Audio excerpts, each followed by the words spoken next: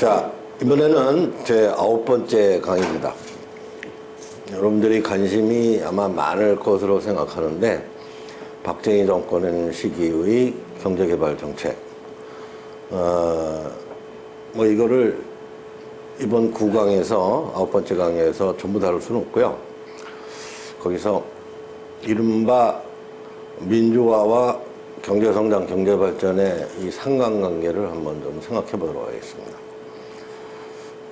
흔히 이 두 가지를 분리해서 생각하는 경우가 일반적일 것 같습니다. 과연 사람이 살아가는 현실 사회에서 그렇게 분리하는 것이 가능한 것인지 여러분들과 제가 생각해 보는 시간을 좀 갖도록 하겠습니다. 그래서 이 9강의 내용은 이 두 가지로 정리를 해보겠습니다. 하나는 어떤 경제개발 계획하면은 이제 박정희 시대를 중심으로 볼 수밖에 없는데, 그러한 경제개발 계획이 입안되고 집행되게 된 우선 기원을 좀 살펴보고, 경제개발 계획이 실제로 전면적으로 시행되게 될 수밖에 없었던 배경을 좀 살펴보겠습니다. 이게 이제 지금 말씀을 드렸던 대로 민주화와 경제성장의 관계. 근데 그건 뒤집어 다른 말로 얘기를 하면은 독재와 경제성장, 경제발전의 관계, 이렇게 될 겁니다. 오늘 두 번째 요목의 제목은 그렇게 대립이 되겠네요. 독재와 경제성장, 그리고 또는 민주화와 경제성장의 관계, 이렇게 이제 대비가 되겠습니다. 이 경제개발 계획의 기원과 배경을 따져보는 데 있어서 이 세 가지를 한번 생각해 볼 필요가 있습니다. 어떠한 독재자도 네 가지 단어를 다 생각을 하십시오. 동서고금을 막론하고 자신의 권력 유지를 위해서는 백성을 의식하는 겁니다. 이 백성을 의식하는 수준이나 정도는 해당 사회의 수준에 달려 있습니다. 그 다음에 이제 두 번째는, 사실 경제개발 계획은 1950년대 이승만 정부 때부터 시작이 돼서 입안이 돼서 4.19로 중단이 됐다가 장면 정부가 계속해서 시행을 하다가 5.16 쿠데타를 맞게 되는 겁니다. 그러면 이제 50년대부터 경제개발 계획이 입안되고 집행된 배경이 무엇일까? 그 얘기는 곧 위에 1번 질문하고 상통할 겁니다. 그래서 이제 우리가 현대사를 살면서, 대한민국 사람들이 현대사를 살면서 현실적으로 경험하게 된 경제개발 계획은 이제 박정희 시대에 본격적으로 집행이 됩니다. 이때 시행된 경제개발 계획은 사실 두 가지 측면을 다 포함하고 있습니다. 세 가지 테마를 가지고 한번 생각을 해보도록 하겠습니다. 자, 그러면은 IMF 이전까지 대체로 냉전 체제가 붕괴되면서 80년대 말 90년대 전반기 세계적으로 한국이 주목을 받게 됩니다. 그 주목을 받게 된 가장 큰 이유는 지속적으로 경제성장을 보였다는 겁니다. 아마 전후 독립국 가운데서 한국만큼 40여 년 이상, 당시로서는 30여 년 이상이겠습니다만, 경제 성장률을 이렇게 지속적으로 보이는 사례가 없었던 겁니다.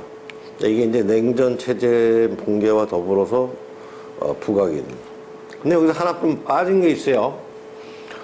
경제 성장률 수치만 부각이 되는 거지, 현상적으로.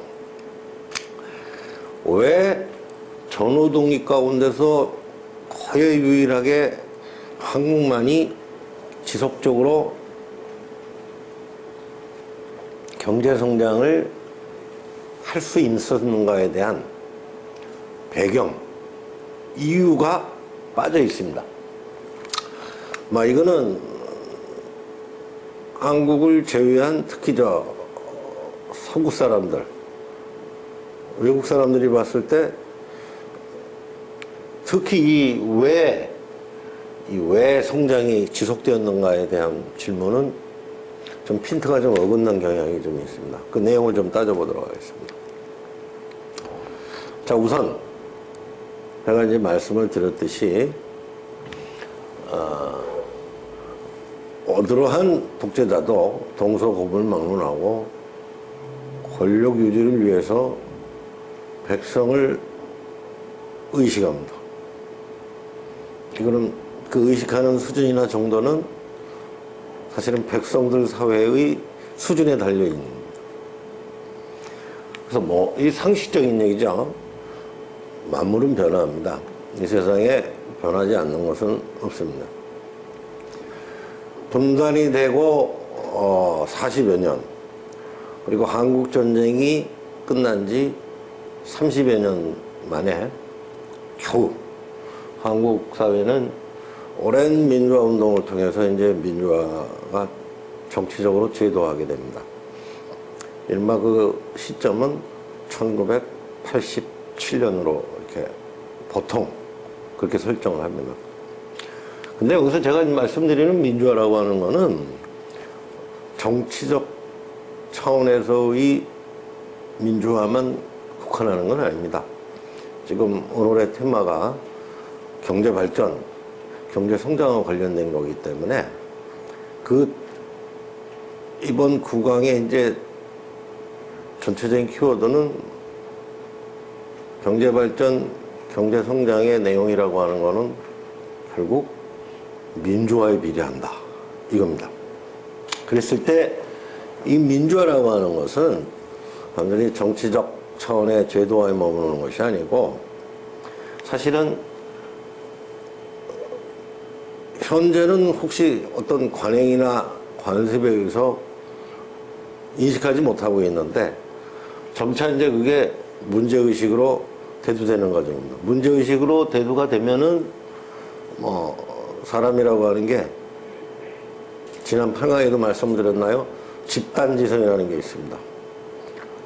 컬렉티브 인텔리전스.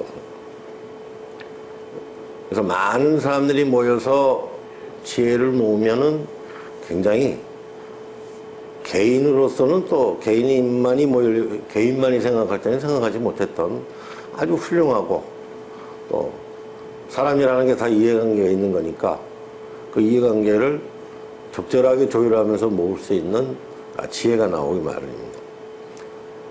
제가 지금 집단지성이라는 표현을 했는데 어쩌면 그게 민주화의 내용을 한마디로 요약하는 개념인지도 모르겠습니다. 이 여성에 대한 인식도 이제 마찬가지입니다.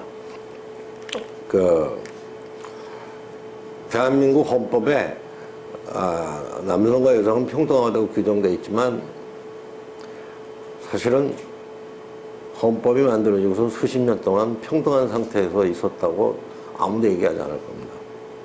헌법에 그렇게 규정이 되어 있다고 하더라도 한반도에서 살아가는 사람들의 삶이나 의식이 기존의 관행과 관습에 있었기 때문에 조금씩 그 여성들의 의식이 이제 변해갑니다. 한예로 요즘에 이제 이렇게 예를 들어 여성 문제가 많이 제기되었다고 해가지고 이게 근자 10년, 20년 사이의 문제라고 보시면 안 되죠. 그 전에는 문제의식을 못 느끼고 관행과 관습에 의해서 묻혀가던 것이 점차 그게 이건 문제가 있다라고 사회적으로 공감대를 얻어가는, 사회적으로 공감대를 얻게 되면은 사람은 집단지성이 있어서 또 그 모선을 치유하는 방식을 개발해내게 됩니다. 요즘 많이 언론에 보도되는 성희롱이라고 하는 것도 결코 근자만의 문제는 아니겠죠. 어쩌면 그 이전 시대는 훨씬 더 심했을 겁니다. 그래서 이렇게 점차 지금은 문제의식을 삼지 못했던 게 점차 사람의 인지가 높아지면서 문제가 되고, 문제의식이 되면은 그건 결국 치유를 해가게 됩니다. 즉, 이게 제도화라고 하는 것을 국한해서 보지 않는다면 민주화의 영역이라고 하는 거는 끝이 없는 겁니다. 뭐 현재는 또 그런저런 관행과 간섭에 이렇게 압도돼가지고 지나가지만, 또 그게 조금 있으면 또 지혜가 지혜를 모아서 이렇게 문제의식이 또 만들어질 거라고 생각합니다. 물론 이제 사람들은 제가 여기 만물은 변한다고 썼습니다만, 자신의 직접적인 이해관계가 하고 모순이 되면은 그 변화를 거부하기도 합니다. 근데 이제 크게 보면은 우리가 이제 한국사에서 고려시대에 최충원 가문의 이제 노비였죠. 만적이라는 사람, 노비가 신분해방을 이제 들고 일어납니다. 그를 현대를 사는 사람들이 당시의 만적을 가치 평가를 하는데, 참 나쁜 사람이다, 이렇게 얘기하는 사람 별로 없을 겁니다. 크게 보면은 인간의 본연을 당시 수준에서 찾아가려고 했던 운동이다, 이렇게 봅니다. 근데 그 노비 만족의 행위는 현재 시점에서 보면은 어떤 법에 저촉되는 걸까요? 국가보안법에 저촉되는 겁니다. 물론 지금은 국가보안법을 보는 시각들이 이제 다 틀립니다만, 어쩌면 그것도 자신의 이해관계하고 이제 결부시켜서 사고를 하는 것은 아닐까. 근데 이걸 한번 좀 자신의 이해관계가 있더라도 상상의 영역을 좀 넓게 하기 위해서 거기서 좀 벗어나서 생각을 해본다면은 아마 또 다른 상상의 영역도 충분히 열려질 수 있을 거라고 봅니다. 하여튼 제가 여기서 말씀드린 거는 만물은 변합니다. 여기서 만물이라는 거는 물질적인 것만 얘기하는 건 아닙니다. 사람의 의식도 변하는 거죠. 그래서 그걸 총칭해서 이제 만물. 자, 이게 상식인데 상식의 경우에 따라서 상식이 아닌 경우가 이제 됩니다. 오늘 대체로 보면은 그런 경우는 자신의 이해관계와 모순될 경우에 자꾸 그걸 거부하려고 하는 경향이 있죠. 우리가 이제 이 지도자 문제를 이제 거론하지 않을 수가 없는데, 먼저 그걸 위해서 그 대학의 강의실에서 이제 교수하고 학생 간의 관계를 한번 봅시다. 대형 강의가 되면은 학생들하고 교수 사이에 무슨 토론 수업은 이루어지기 좀 힘들 거라고 봅니다. 근데 이제 소형 강의면 그것도 이제 토론을 하고 하는 수업이 이제 가능하겠죠. 하여튼 중요한 건 강의실은 교수와 학생 간에 대형 강의든 소형 강의든, 대형 강의면 눈과 눈으로 주고받는 이제 커뮤니케이션이 될 겁니다. 이 상호관계가 대단히 중요합니다. 교수가 이제 한 강좌를 준비를 하려고 시간을 많이 투여하고 해서 열심히 수업 준비를 하고 들어갔는데, 학생들이 이제 수업에 집중을 안 하고 멀겋게 이제 동태눈을 하고 있습니다. 그러면 자꾸 그게 반복이 되면 어떻게 됩니까? 사람은 관행과 간섭, 매너리즘에 쉽게 빠집니다. 그러니까 나쁜 거에는 쉽게 빠져들어요, 사람이 이상하게. 담 피는 게 나쁘다 그러는데 사실 나쁘고, 못 끊는 사람 많죠? 나쁜 거는 습관도 쉽게 들이는데 또 벗어나기도 어려워요. 이게 반복이 되면 교수도 수업 준비 안 하게 돼요.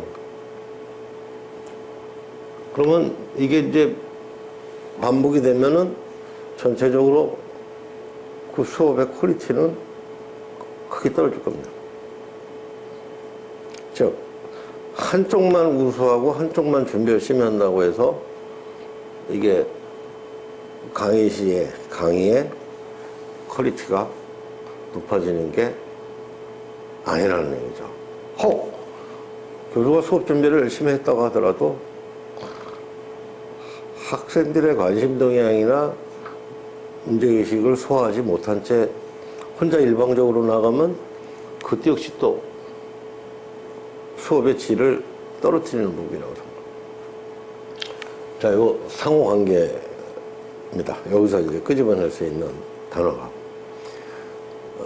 이것은 국가 차원에서도 적용을 할 수가 있습니다. 무릇 모든 권력은 독점하려고 하는 속성을 가지고 있습니다. 권력뿐만이 아니라 돈도 마찬가지입니다. 그래서 늘 돈이 있는 집에서는 자식들 간에 유산을 둘러싼 분쟁이 대체로 일어나는 것이 일반적입니다. 그건 그 집 자식들이 특별히 못돼서가 아닙니다. 돈이라는 게 그렇습니다.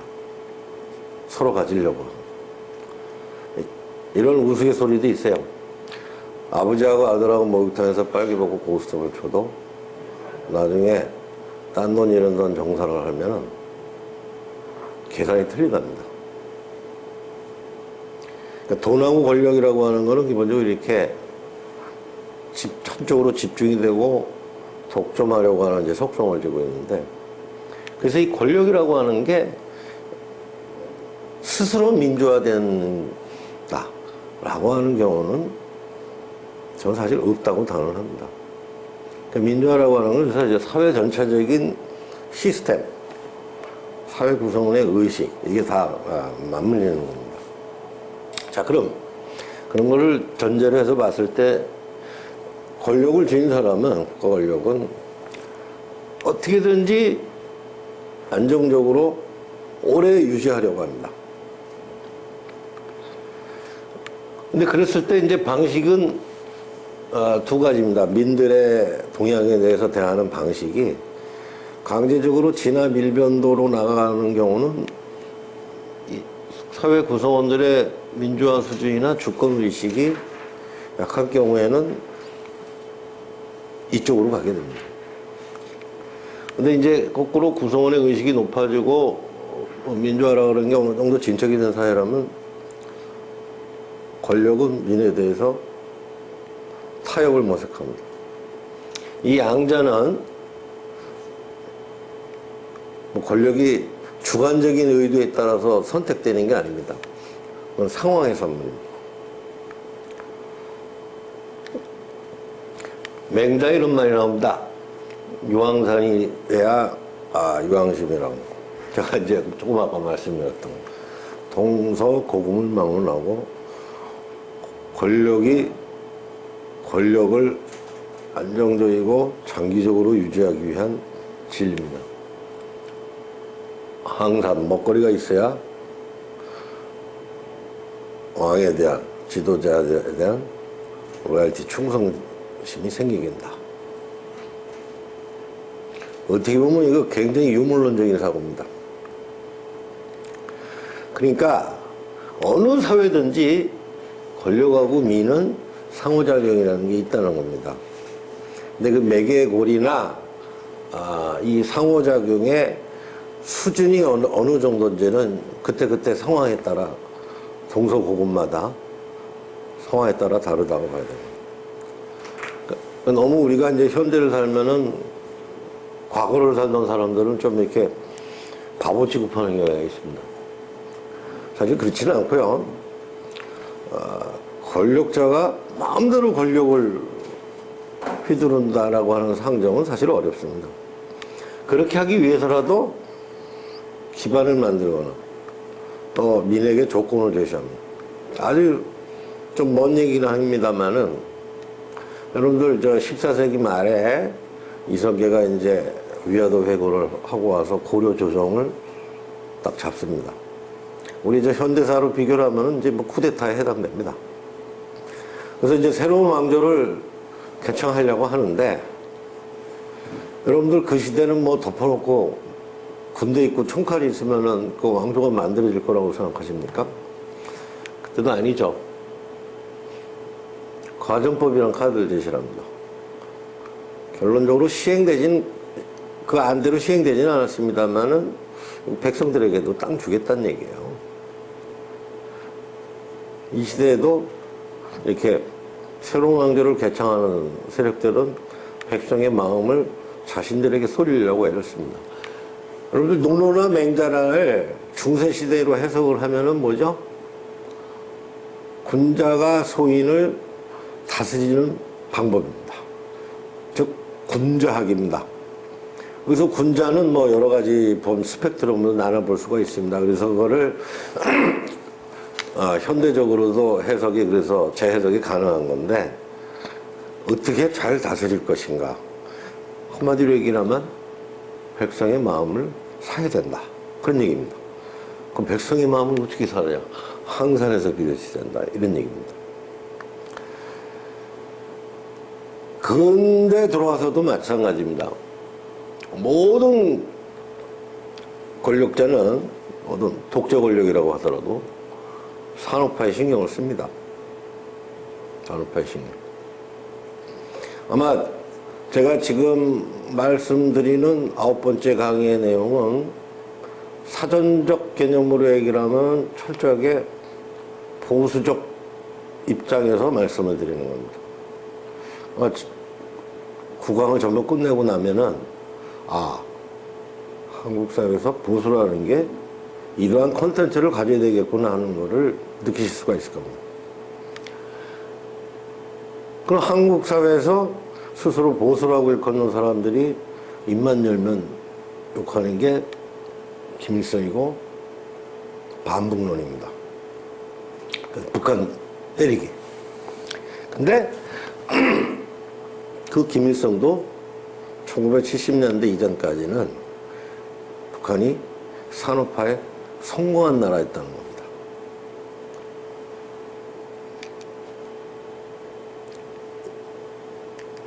이건 무슨 얘기냐면은,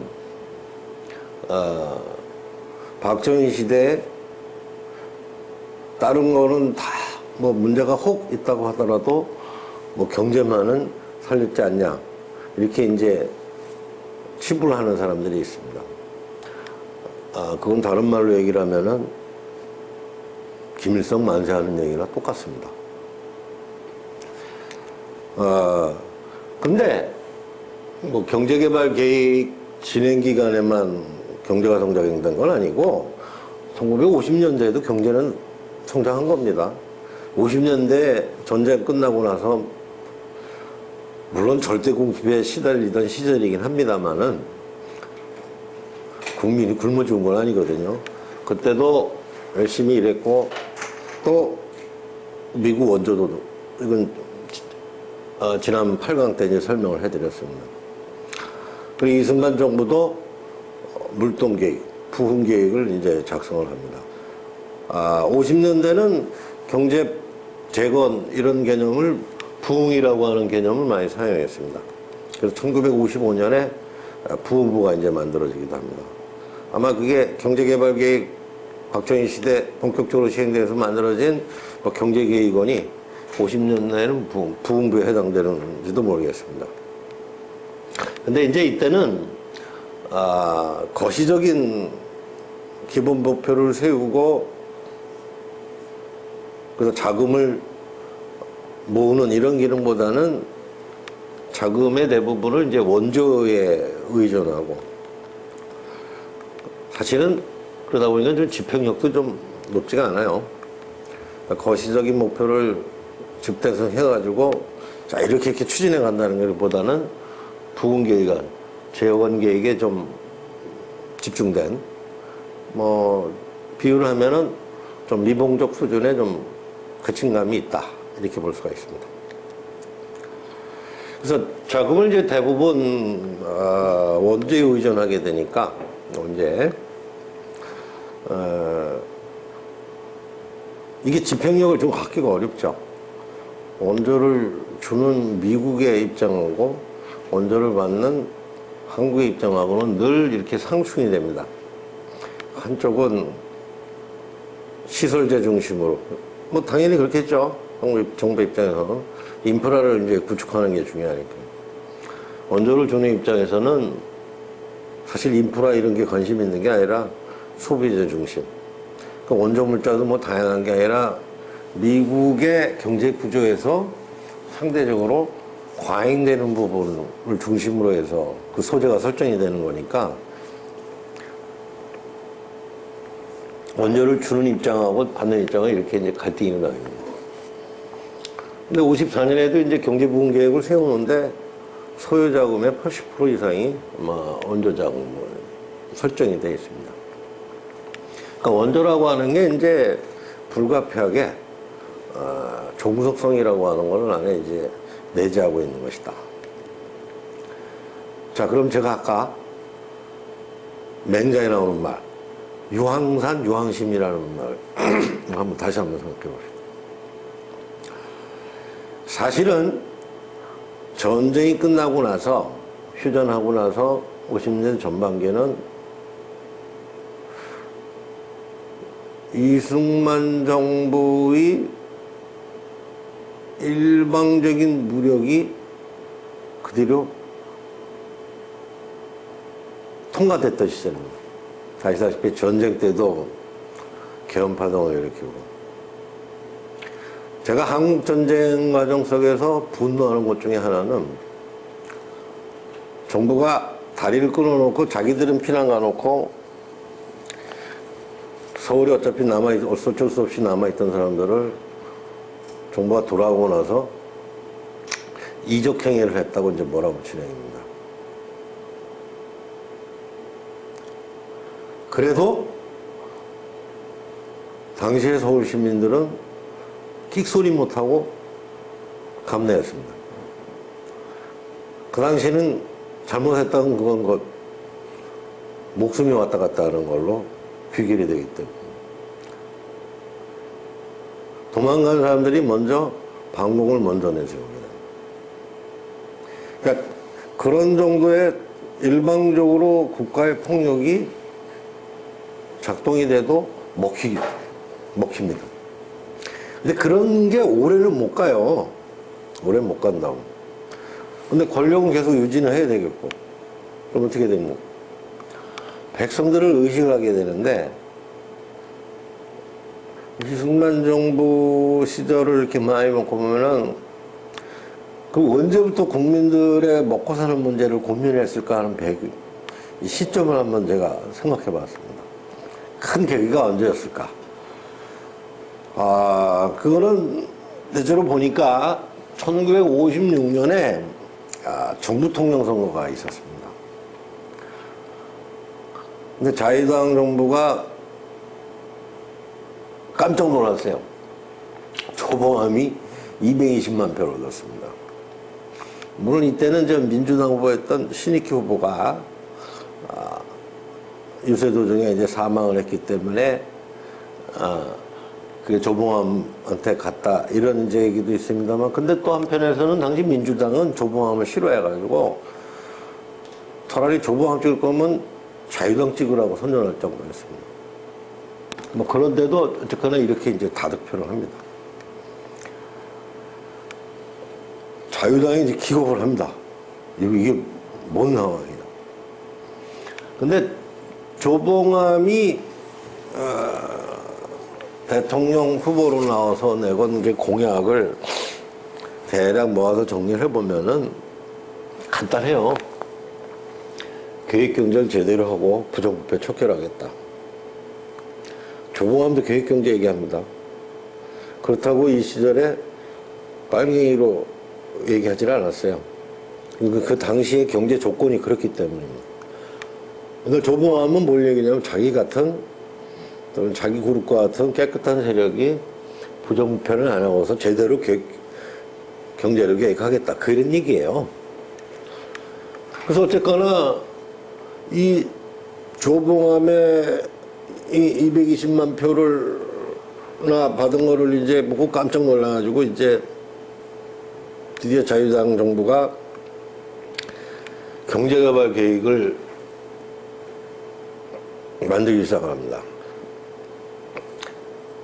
경제개발 계획이라는 용어를 59년 말에 이제 처음 쓰는데 이게 한 2, 3년 걸려요. 그래서 이제 3개년 계획으로 잡습니다. 여기에 당시 문제가 됐던 중소기업 문제하고 농업 문제가 다 포함이 됩니다. 자, 50년대 농촌은 지난 8강에서 설명을 드렸습니다. 고리대와 소작자가 다시 번성을 할 정도로 이 문제가 심각해졌습니다.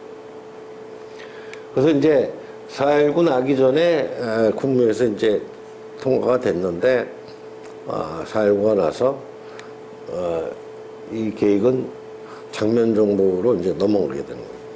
그러니까 뭐 국민들의 먹고 사는 문제를 생각을 하면서 권력 유지를 생각하는 시점 50년대 그게 1956년 정부통령 선거가 한 계기였다 이렇게 볼 수가 있겠습니다. 그러니까 굉장히 그 당시 그 자유당 권력이라고 하는 게 좀 낙후돼 있죠. 정치 깡패들이 동원이 되고 그렇게 일방적인 통행이 어느 순간 이거 먹고 사는 문제를 해결하면서 가야지 된다. 그래야 권력이 제대로 유지되겠다. 라는 생각을 하기 시작한 겁니다. 이승만 정부 때 만들어진 경제개발 3개년 계획, 이거 글자가 잘못됐네요. 개발입니다.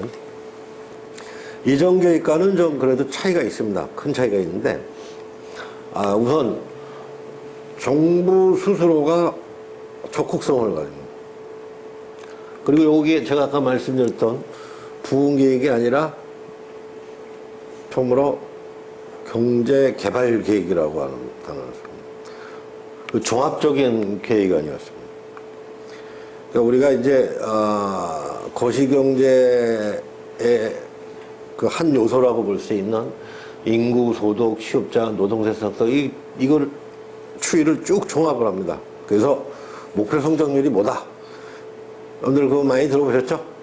박정희 시대 이래로 경제개발 계획하면은 뭐 계획된 성장률 목표 몇 프로?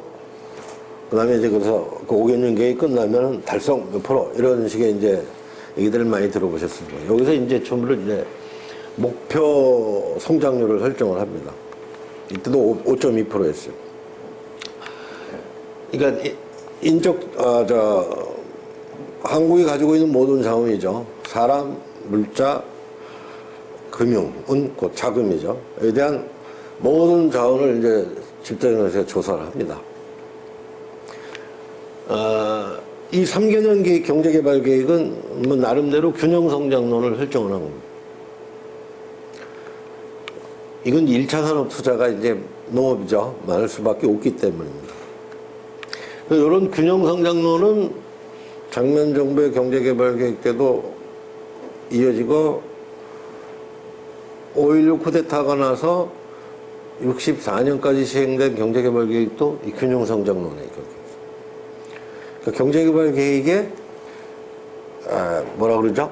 원저자, 저작권을 얘기하면은 이승만 정부에게 있고 그거를 처음으로 시행한 정치 세력은 장면 정부다. 뭐 이렇게 이제 그림이 그려지겠네요. 4.19로 이제 계획안은 넘어가게 됩니다.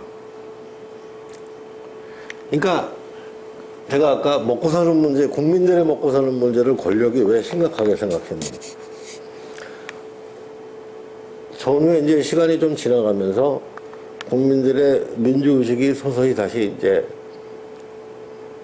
깨어나기 시작하는 겁니다. 국내적으로는. 국제환경도 변합니다. 미국의 이제 원조 정책이 이 상환해야 되는, 원리금을 상환해야 되는 차관 정책으로 바뀌게 됩니다. 그래서 50년대 후반에, 원조액이 격감을 합니다. 근데 이제 50년대 그 경제개발 세워지기 만들어지기 전에 경제 부흥기기라는 게 다 이제 원조 자금에 이제 의존했던 거라면 이거는 엄청난 변화죠. 사실은 50년대 말에 공장 가동률이 떨어지고 실업자가 많아진 것도 이 원조의 격감하고도 밀접한 관련이 있습니다. 이렇게 내외적인 환경이 지금 바뀌어가고 있는 겁니다. 이승만 정부는 이제 이런 내적 환경이 바뀌어가는 상황에서 권력은 계속 이제 유지하고 싶어. 그러면 바뀌어가는 상황을 이제 제대로 캐치를 해야 되는 겁니다. 근데 사실은 이승만 정부의 경제개발 계획이라는 게 뭐 훨씬 아무것도 없는데, 말하자면 벤치마킹할 대상이 아무것도 없는데 한 것은 아니고요. 전후 독립국들이 대부분 이미 시행 다 하고 있었던 거예요. 인도, 파키스탄, 인도네시아에서. 근데 이런 나라는 대부분 이제 5개년 계획으로 시행합니다. 자, 근데 이것도 제가 8강 때 말씀을 드렸는데, 북한은 1958년에 자기들은 사회주의 경제를 완수했다고 큰 소리 칠 때입니다.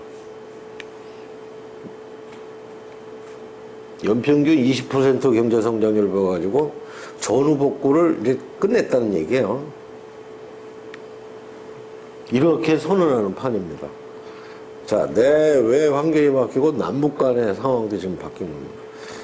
그럼 뭐 권력으로서는 경제 문제를 어떤 식으로든지 대처하지 않으면은 권력 유지가 이제 어려워지는 상황에 놓여진 겁니다. 자, 다시 말씀드립니다. 국민들의 문제의식이 미국의 원조 정책이 바뀌고 북한의 상황이 바뀌는 겁니다. 이런 상황에서 일방적으로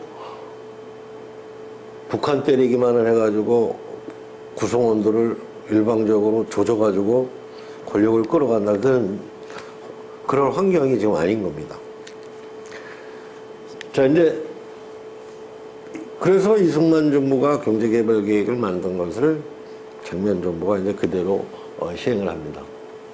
아까 제가 이승만 정부가 세운 경제개발 계획안이 이제 균형경제라고 말씀을 드렸는데, 이때 쓰는 표현이라면은 자립경제라고 하는 표현. 이 자립경제라는 말은 그래서 50년대, 60년대, 70년대 내내 쓰이던 말입니다. 뭐 지금은 잘 쓰이지 않고 좀 생경한 단어가 됐을 텐데, 그리고 반독점, 독점을 좀 완화시켜야 된다는 입장이 이 장면 정부의 경제개발 계획에 들어가 있습니다. 그래서 3개년 계획을 이제 5개년 계획으로 바꿔요. 그래서 61년 초부터 이제 실행에 들어가게 되는 겁니다. 균형경제라는 건 이제 수입대체 공업하고 수출지향적 공업화가 결합된 자립경제체입니다. 근데 우리가 이제 이걸 형식상 구분을 하긴 하는데, 뭐 수입대체 공업화가 수출지향적 공업화하고 무슨 대립되거나 이런 건 아닙니다. 근데 이제 우리가 보통 이렇게 구분을 하긴 해요. 근데 여기서는 키워드를 자립경제를 지향을 했다. 요게 더 키워드가 될 것 같습니다. 그러니까 국민을 경계하면서도, 국민의 의식이 높아지는 것을 경계를 하면서도 높아진 국민의식에 부응을 해야 됩니다. 이거는 뭐 이승만 정부뿐만 아니라 장면 정부도 마찬가지입니다. 그래서 이게 그대로 다시 쿠데타로 집권한 박정희 정권하고 이제 연결이 되는 겁니다. 박정희 정권이 이제 쿠데타로 집권을 했을 때 경제정책을 시행을 쭉 집행을 하게 되는 정면 정부에 이어서 한번 내외적인 한번 환경을 좀 볼 필요가 있겠네요. 자, 우선 제가 지금 말씀을 드렸던 대로 의식이 지금, 국민들의 의식이 지금 깨어나고 있습니다. 이 의식이 깨어난 것 뿐만이 아니라 50년대 들어서 사실은 이제 한국전쟁 이전에 농지개혁이 뭐 실질적인 농지개혁의 실질적인 효력이 한국전쟁 이전에 농민들한테 와닿다. 제가 그런 말씀을 지난 시간에 드렸었는데요. 그러면서 이제 교육열등으로 학교가 이제 늘어나요. 그럼 이제, 청소년 세대들의 문제의식이 자기들끼리 모인 학교에서 이제 나름대로의 문화가 형성이 되는 겁니다. 그럼 이제 의식이 이제 그만큼 깨어나는 겁니다. 그 의식이 확대되는 거예요. 그럼 권력의 입장에서는 이렇게 의식이 확대되는 걸 통제를 해야 됩니다. 통제를 해야 되는데 앞에서 말씀드렸던 이러저러한 내용 때문에 일방적으로 들어오는 거는 효율적이 없어요. 그래서 어떻게 돼요? 생활 향상을 시켜야 됩니다. 항산입니다. 항산. 항산이 있어야 권력한테 항심을 갖게 하는 겁니다. 자, 미국의 대외 정책이 이제 아까 말씀을 드린 대로 원조 정책이 차관 정책이 변화하는데 이 무렵에 이제 케네디 정부가 출범합니다. 그래서 경제개발 원조로 전환이 되면서 이 당시 표현대로 하면은 후진국의 경제개발에 미국이 직접 개입하겠다, 한다. 이런 겁니다. 왜? 후진국 사람들이 불쌍해서가 아니라 당시 냉전체제 하에서 효과적인 대소봉쇄 정책을 전개하기 위한 겁니다. 과연 그렇게 봤을 때 지금 현대사 연구에서 이런 거는 정말 아직 안 나와 있습니다. 과연 이렇게 변화된 미국의 세계 전략, 미국의 한반도 정책에서 장면 정권이 흡족한 파트너였을까? 라고 하는 데 대해서는 일단은 아직 기초적인 연구는 안 나와 있습니다. 여러 가지 정황에서 봤을 때는 미국의 입장에서 봤을 때는 그렇게 장면 정권이 흡족한 파트너가 아니었을 거라고 생각이 됩니다. 뭐 이렇게 되려면은 미국으로서도 군사 정권이 좀 편했을 것 같습니다. 이 눌러야 되니까. 그리고 60년대에 들어와서 변화된 외적인 환경이 하나 있습니다. 일본 경제가 다시 전전의 모습을 보이게 됩니다. 그래서 한국 전쟁을 계기로 해서 일본 경제가 급성장을 하게 됩니다. 그 사실은 한국 전쟁을 배경으로 해서 경제가 성장하고 그걸 기반으로 해서 1964년에 도쿄올림픽을 개최할 수 있게 됩니다. 이거는 미국의 동북아에서 미국의 냉전 전략에서 일본 중심 전략이 또 일정하게 성공한 결과이기도 합니다. 그러니까 동아시아에서 이제 일본을 중심으로 해서 다른 나라를 수직적으로 재편해서 그걸 미국의 통화라에 넣는다.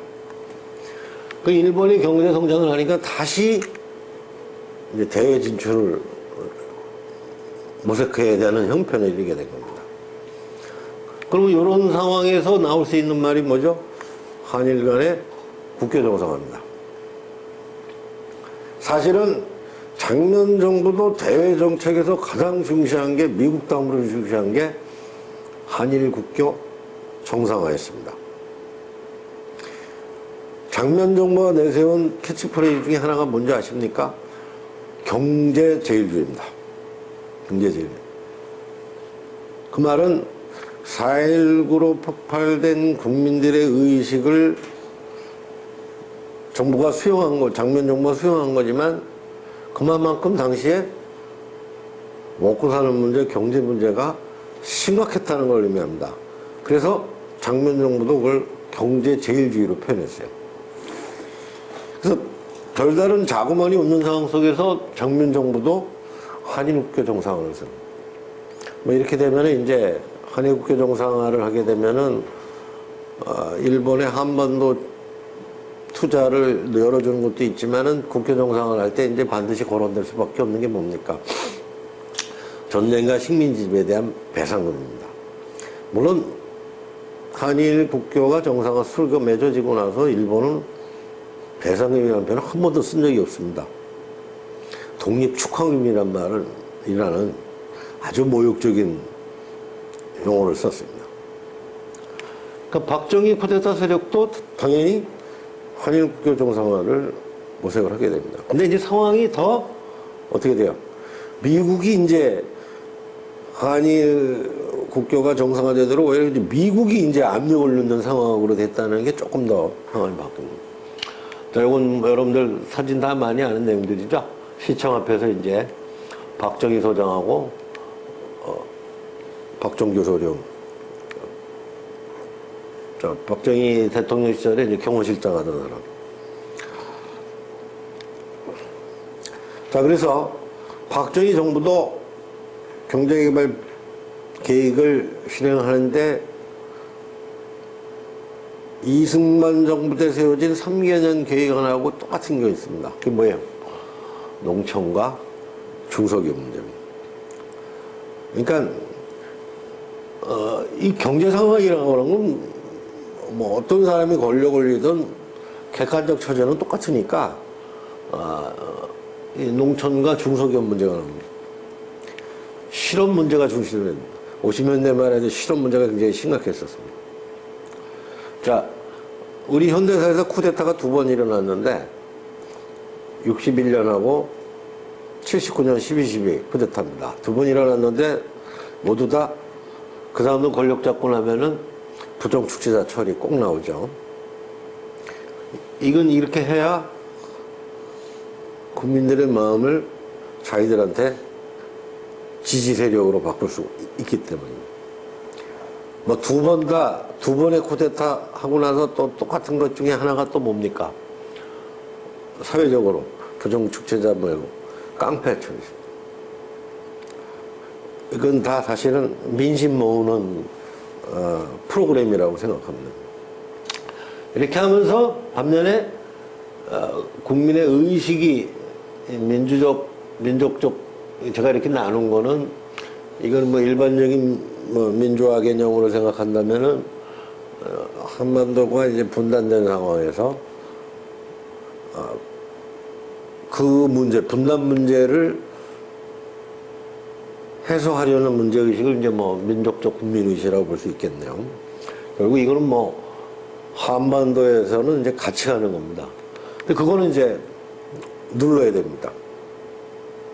누르려면은 이걸 해결해야 됩니다. 그래서 이제 애국심으로 국민을 체제에 수능시키려면은 그냥 누르기만 하면 안 된단 말이죠. 이 문제들을 해결해야 됩니다. 그것이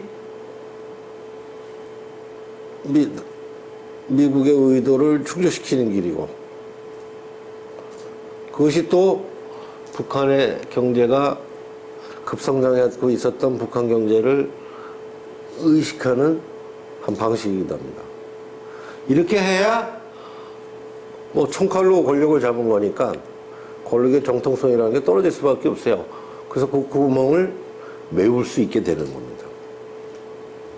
자, 이렇게 되면은 군사정부 들어서 경제개발 계획이 이제 시행될 수밖에 없는. 그리고 이게 경제개발 계획이 뭐 아무것도 없었던 맨땅에서 시행된 게 아니라 이미 기존에 계획이 세워졌고 진행이 되고 있고 상황이 이런데, 자, 총칼로 권력을 잡아서 대안이 있겠습니까? 이렇게 이제 가야 되는 것이지. 그래서 이제 62년에 종합계획안을 이제 세웁니다. 여기서도 내수자금과 종합공업 중심으로 의 균형성장 계획안입니다. 근데 이게 이제 64년에 좀 방향이 바뀌어요. 이거는 정확하게 사실대로 표현하면은 미국이 요구를 수용한 겁니다.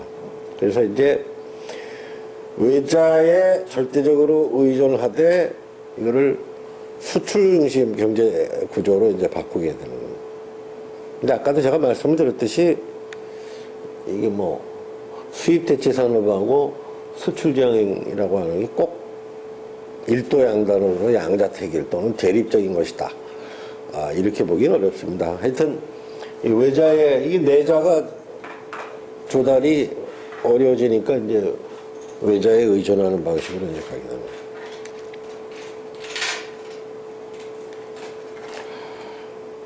그러면 60년대, 70년대를 지나는 동안에 이 경제개발 계획을 실행하는데 동원된 자금, 외자죠. 외화는 자금은 어떤 식으로 이렇게 들어온 것일까? 대략 이렇게 네 가지 범주로 나눠볼 수가 있겠네요. 저축입니다, 저축. 60년대, 70년대는 초등학교 다니는 학생들이면 벌써 통장을 만듭니다. 그래서 학교에서 담임 선생님들이 늘 저축 얼마 했는지를 확인할 정도로 전 국민적인 말하자면 저축운동입니다. 자, 미국의 원조 정책이 이제 차관으로 바뀌었다고 제가 말씀드렸습니다. 차관으로. 그래서 한일협정 국교 수교가 되고 일본으로부터 이제 차관과 배상금으로. 이른바 이제 유상, 무상으로 나눌 때 그 말입니다. 유상은 차관이고 무상은 배상금인데 일본은 한 번도 배상금이라는 용어를 쓴 적이 없습니다. 독립축하금이에요. 그러니까 자기들이 이거는 뭐죠? 일본이 과거에 잘못한 게 없다. 그러나 독립했다니 축하한다. 뭐 이런 개념이라고 생각하면 되겠습니다. 사실은 우리가 이제 현대사에서 대외관계에서 빠른 시기에 정리해야 될 과거사가 하나 있습니다. 베트남 파병 문제입니다. 하여튼 이 베트남을 통해서도 오해가 많이 들어옵니다. 그리고 이제 70년대 들어게 되면 이제 중동 건설분. 이게 전부 이제 이게 다 인력에 의한 거죠. 그 외에 이제 여러분들이 요즘에 이제 뉴스를 통해서도 많이 알 수 있는 것들인데 여기서 이제 국내에서 인력을 흡수하는 시장이 좁으니까 이제 많은 인력들이 해외에 나가죠. 대표적인 게 뭐예요? 소득으로 파견된 광부들하고 이제 간호사들 들 수가 있습니다. 이 중동 건설에 나가신 노동자들도 그렇고, 자, 이분들이 밖에 나가서 돈 벌면 어떻게 하죠? 다 국내로 송금합니다. 이거 당시는 파월 장병이라고 그랬는데, 월남에 이제 파병이 되면 수당이 훨씬 더 많이 나와요. 그걸 또 집에 있는 부모님한테 보냅니다. 이렇게 해서 달달달달 모은 자금을 이제 모으게 되는 겁니다. 배고팠던 시절 얘기입니다만. 자, 이렇게 이제 여러 가지 차원의 이제 자금원이 이제 형성이 됩니다. 특히 이제 일본으로부터 들어온 돈은 엄밀하게 얘기하면은 선조들의 피와 땀입니다. 그래서 이 돈으로 이걸 시드머니로 해서 만들어진 대표적인 기업이 뭡니까? 포항제철입니다. 그래서 포항제철은 돌아가신 박태준 회장 이하 지금 경영진들도 그걸 알고 있어요. 포항제철의 출발은 조상들의 피와 땀이다. 실제로 그렇습니다. 실제로. 그러면은 60, 70년대 경제 성장의 근간은,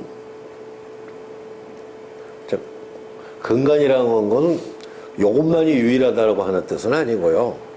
하도 이 부분을 아주 별로 의미 없는 걸로 칩을 하니까 제가 일부러 강조를 하기 위해서 써놓은 겁니다. 이건 역시 민족적, 민주적 국민의식의 성장입니다.